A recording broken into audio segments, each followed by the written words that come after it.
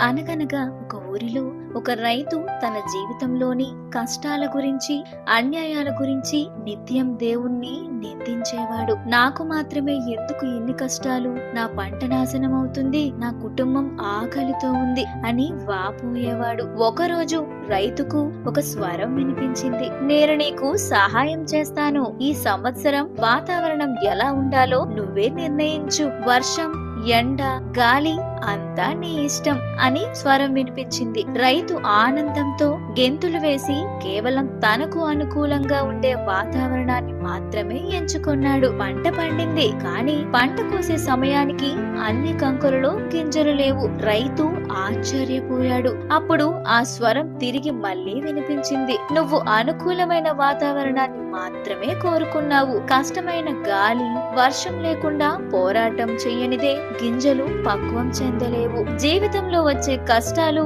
సవాళ్లు కేవలం మిమ్మల్ని నాశనం చేయడానికి కాదు, అవి మీ బలాన్ని, విశ్వాసాన్ని పెంపొందించి మీ ఆత్మను పరిపక్వం చేయడానికి దైవ ప్రణాళికలో భాగం. కష్టాలు వచ్చినప్పుడు ధైర్యాన్ని కోల్పోకండి, దేవుడిపై నమ్మకం ఉంచండి. ఇలా ఎప్పుడైనా మీరు తెలుసుకోకుండా దేవుణ్ణి నిందించారా? అలా అయితే ఒకసారి కామెంట్ బాక్స్ లో కామెంట్ చేయండి.